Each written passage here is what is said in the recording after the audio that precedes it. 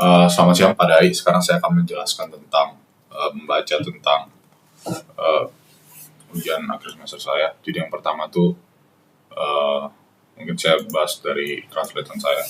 Jadi DAI 5 merupakan singkatan dari The Awareness of I, keadaan yang dalam kesadaran yang dalam terhadap diri sendiri, intention, realization, dan instruction. DAI 5 merupakan kerangka berpikir yang berbasis kesadaran yang punya 5 langkah penting. Yang pertama dari Deep Awareness of I. Fondasi dari langkah ini adalah untuk selalu melibatkan Tuhan dan mengingat Tuhan yang Maha Esa dari awal.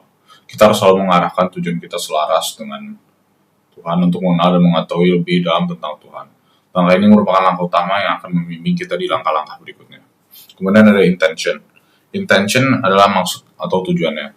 Merupakan langkah kedua di mana kita membuat target apa saja yang perlu kita gapai. Tujuan ini berasal dari hati kita, di mana berguna sebagai hardware encoding pada langkah-langkah berikutnya. Intention juga harus sesuai dengan kehendak Allah. Ketiga, intention, initial thinking. Jadi, initial thinking menurut saya itu insting pemikiran dalam pemecahan masalah. Bagaimana kita bisa mengetahui secara dalam mengenai masalah yang kita kerjakan. Mengetahui pemahaman yang dalam mengenai cara kerja dan juga akar masalahnya. Kemudian ada idealization, langkah di mana kita membuat asumsi untuk mempermudah kita dalam membuat model permasalahan. Asumsi harus realistis, terpercaya, dan satu arah dengan intention. Kemudian ada instruction set, langkah di mana kita membuat prosedur, langkah, dan metode-metode untuk menyelesaikan masalah dengan kesadaran. Kerangka berpikir ini pada dasarnya ingin kita bisa menggabungkan dan mengintegrasikan sisi teknikal dan sisi spiritual. Ini berbeda dengan kerangka-kerangka lain seperti The Mic. Cara kerjanya karena mempunyai dasar kesadaran yang dalam. Kemudian ada beberapa rubrik, ada 33 rubrik yang bakal kita bahas. Yang pertama mungkin dari bagian pertama ada di Awareness of I. Yang pertama ada kesadaran terhadap masalah. Refleksikan pemahaman, ikut campur sang pencipta dalam membentuk konteks studi kasus. Kemudian ada self-awareness, kesadaran diri, yaitu mendemonstrasikan kesadaran diri dari bias personal, asumsi, dan peran dalam analisis masalah. Kemudian ada konsiderasi etis, bagaimana kita memasukkan kepedulian moral dan etika dalam menyelesaikan studi kasus ini. Kemudian ada intention, ada integrasi society, cara cerdas ingat Tuhan, bagaimana kita selalu membawa Tuhan dalam studi kasus ini. Kemudian ada refleksi, menghubungkan solusi teknis dengan spiritual dan impact terhadap sosial. Kemudian ada continuum awareness, bukti bahwa analisis tidak diganggu dan progresif. Kemudian ada intention, intensi yang jelas, memberikan intensi yang jelas dan searah dengan keinginan Tuhan. Kemudian nomor 8 ada keselarasan dalam objektifnya, menyelesaikan studi kasus dengan objektif yang lebih tinggi dan sesuai dengan prinsip universal. Kemudian ada relevansi dari tujuan, intensi harus juga relevan dengan engineering.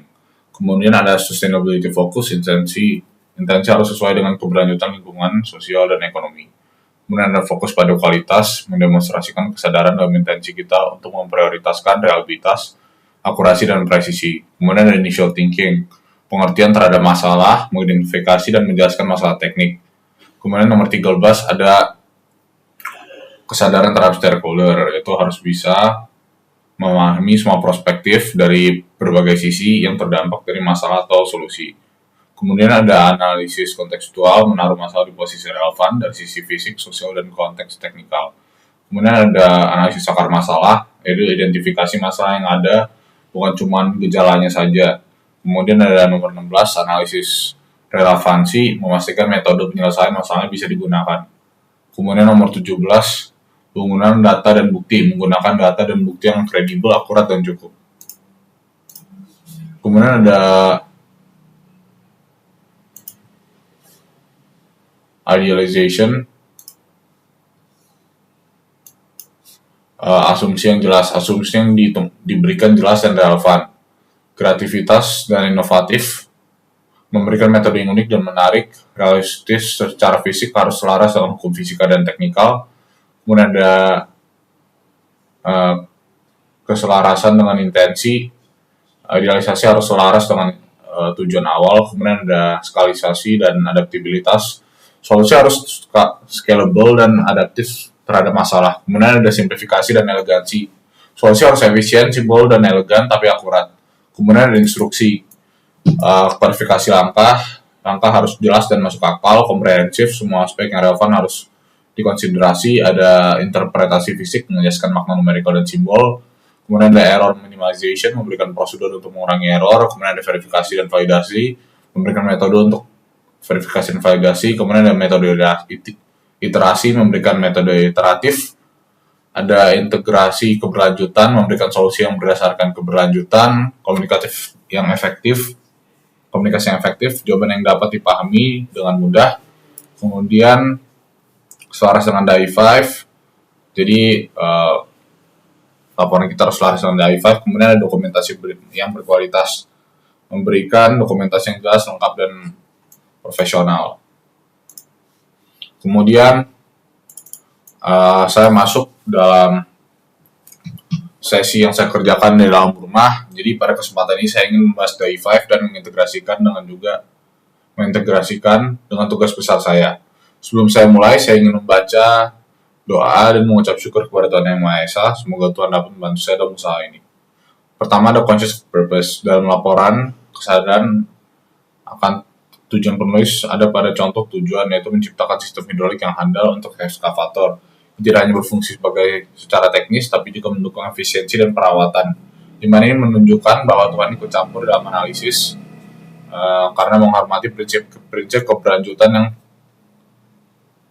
yang sejalan dengan kehendak Sang Pencipta. Saya juga yakin Tuhan sengaja memilih saya dalam analisis ini karena saya tertarik dalam alat-alat berat. Kemudian ada self-awareness. Dari tujuan yang dirancang seperti efisiensi energi dan keadaan sistem menunjukkan bahwa saya menyadari tanggung jawab saya sebagai desainer. Kesadaran ini terlihat dalam upaya mengoptimalkan konsumsi energi dan menghasilkan desain yang tahan lama, yang menunjukkan pemahaman terhadap kebutuhan pengguna dan dampak jangka panjang dari teknologi yang dirancang. Kemudian ada ethical consideration, menunjukkan komitmen pada nilai etis seperti keberlanjutan dan keamanan operasional. Hal ini sejalan dengan tanggung jawab moral untuk menciptakan teknologi yang tidak hanya bermanfaat, tapi juga tidak merugikan lingkungan dan masyarakat sekitarnya. Kemudian ada integration, CCIT, dalam merancang sistem hidrolik, tujuan seperti efisiensi, keandaan, dan kemudahan perawatan, menunjukkan bahwa ingatan terhadap Sang Pencipta terintegrasi melalui penerapan nilai-nilai universal. Tujuan ini mencerminkan penghormatan terhadap hukum-hukum fisika yang diciptakannya, serta perhatian terhadap kesejahteraan umat manusia dan lingkungan. Kemudian ada critical reflection, niat untuk menciptakan sistem yang efisien dan tahan lama menunjukkan refleksi kritis terhadap tantangan di sektor konstruksi. Desain yang bertujuan mengoptimalkan energi mencerminkan upaya untuk tidak hanya memecahkan masalah teknis, tapi juga mengurangi dampak negatif lingkungan dan masyarakat. Kemudian ada continuum of awareness, bagian ini menunjukkan kesadaran yang efisien energi. Semuanya mencerminkan perhatian terhadap detail yang relevan secara teknis, praktis, dan nilainya universal. Kesadaran ini berjalan secara kontinu untuk memastikan proyek memiliki dampak positif dalam jangka panjang. Kemudian ada clarity of content, di mana sini sudah masuk intention, yaitu menunjukkan niat yang jelas dalam menjelaskan prinsip kerja sistem hidrolik pada alat berat. Fokus utamanya adalah memanfaatkan hukum Pascal untuk mendistribusikan tekanan secara merata dalam sistem fluida tertutup yang bertujuan sebagai pengangkat barang. Kemudian ada alignment of objectives. Penjelasan dalam teks menunjukkan bahwa tujuan desain dalam sistem hidrolik sesuai dengan prinsip efisiensi dan keberlanjutan. Sistem ini dirancang untuk memanfaatkan tekanan fluida secara optimal, memastikan energi input yang kecil dapat menghasilkan tenaga besar, sehingga mendukung kebutuhan industri konstruksi secara efektif. Kemudian ada relevant of intent, deskripsi sistem hidrolik sangat relevan dengan kebutuhan praktis di lapangan, terutama dalam konteks alat berat. Penekanan pada pengaturan aliran fluida dan efisiensi tinggi memastikan bahwa solusi yang ditawarkan dapat diimplementasikan dalam aplikasi nyata untuk mengatasi tantangan operasional. Kemudian ada sustainability focus. Desain sistem ini direkayasa sehingga efisien dalam penggunaan energi sehingga lebih hemat lingkungan. Kemudian ada focus on quality, penekanan pada karakteristik fluida dengan viskositas tinggi untuk meminimalkan kebocoran dan menjaga efisiensi, menunjukkan perhatian terhadap kualitas desain. Kemudian ada initial thinking, ada problem understanding. Masalah utama dalam sistem hidrolik adalah merancang sistem yang efisien mampu mengalirkan fluida dengan tekanan yang tepat untuk menggerakkan aktuator seperti silinder pada alat berat. Di sini saya memberikan ilustrasi di mana ada dua perampang, perampang 1 dan perampang 2, di mana ada rumus F1 sama F2. Sehingga kita bisa dapat rumus P1 per A1 sama dengan P2 per A2. Kemudian ada stakeholder awareness. Stakeholder dalam sistem hidrolik ini mencakup operator alat berat, insinyur desain, produsen komponen, serta pengguna akhir. Contohnya, operator membutuhkan sistem yang responsif dan aman, sementara insinyur berfokus pada desain yang efisien dan tahan lama. Kemudian ada analisis kontekstual. Analisis kontekstual sistem hidrolik pada alat berat memperhitungkan kondisi operasional di lapangan. Tantangan teknis mencakup pengolahan tekanan, efisiensi energi, dan pemeliharaan komponen dengan desain yang harus mengatasi kebocoran dan lain-lain. Kemudian ada root cause analysis. Masalah yang dihadapi dalam desain ini adalah kebocoran fluida, kerugian akibat gesekan, dan lain-lain. Kemudian ada relevance analysis. Tahapan ini sangat relevan karena dapat menyelesaikan masalah karena mengumpulkan beberapa model yang diasumsikan. Kemudian ada data and evidence. Desain sistem ini menggunakan data yang realistis, di mana kebutuhan tekanan 250 bar dalam waktu kurang 5 menit. Jadi dia kayak merusak beton atau mengangkat beton kekuatannya 250 bar dalam waktu kurang dari 5 menit. Kemudian ada idealization. Dalam sistem hidrolik ini menggunakan asumsi seperti incompressible fluid, fluid statis, viskositas konstan. Rumus yang digunakan adalah P1 tambah setengah rho V kuadrat tambah rho GH sama dengan konstan, yaitu rumus Bernoulli. Kemudian ada creativity dan innovation. Walaupun desain sistem hidrolik menggunakan asumsi konvensional, tetapi inovasi kita menggunakan hidrolik seperti viskositas tinggi, sehingga berbeda dengan solusi-solusi lain, di mana pH hidrolik sama dengan alpha kali rho per mu, atau persamaan viskositas itu delta P sama dengan delta mu LQ per PR kuadrat, PR pangkat 4. Kemudian ada physical realism. Contoh dalam sistem ini realistis dan sesuai dengan fisika, yaitu memecahkan beton 20 cm dalam waktu kurang dari 5 menit, sesuai dengan parameter yang ada. Penyederhanaan seperti fluida laminar dengan viskositas konstan menyederhanakan analisis tapi masih masuk akal. Alignment of intent. Visi sistem hidrolik yang efisien sangat selaras dengan tujuan awal, yaitu menghasilkan tekanan tinggi 250 bar untuk pekerjaan berat dengan konsumsi daya minimal. Kemudian ada scalability dan adaptability. Desain sistem hidrolik ini dapat kita ubah sangat fleksibel karena hanya tinggal mempertahankan non-dimensional numbernya aja. Kayak pelajaran di McFull dulu. Terus ada simplicity dan elegance.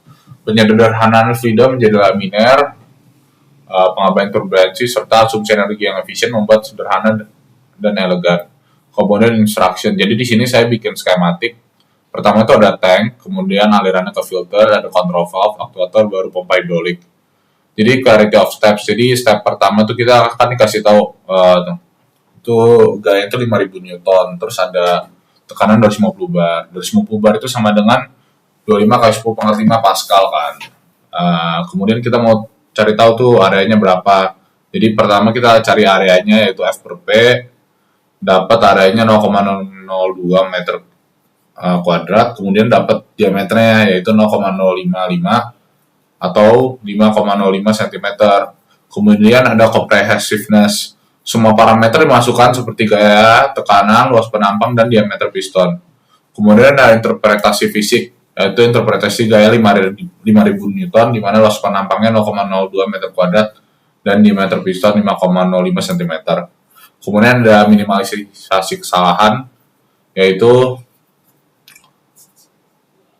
pengulangan dan kalibrasi lebih lanjut supaya error menjadi minimal. Kemudian ada verifikasi dan validasi. Pengukuran performa direncanakan untuk memastikan spesifikasi teknis tercapai.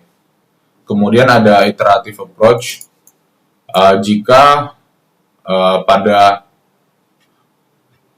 uji coba aktuator menunjukkan bahwa kurang berfungsi dengan baik, maka akan terjadi simulasi di mana kita menggunakan parameter sebelumnya dan menggunakan MATLAB untuk menyelesaikan masalahnya. Kemudian ada sustainability integration, pemilihan pompa yang efisien dalam energi untuk meminimalkan konsumsi daya. Kemudian ada communication effectiveness, membuat desain yang jelas sehingga bisa didesain dengan baik. Kemudian ada alignment with the AI5 framework. Setiap langkah sudah sesuai dengan the AI5. Kemudian ada documentation quality, memasukkan grafik serta skematik yang jelas pada laporan. Jadi di sini ada dua grafik yang kami generate, yaitu hubungan antara tekanan dan gaya aktuator. Dia bentuknya itu kayak grafiknya tuh eksponensial, kemudian ada hubungan antara tekanan dan efisiensi sistem. Jadi dia bentuknya tuh lebih kayak linear. Dan saya mau ngucapin buat Pak Dai, terima kasih Pak Dai atas 1 semesternya. Maaf jika tulisan saya jelek, dan sehat selalu.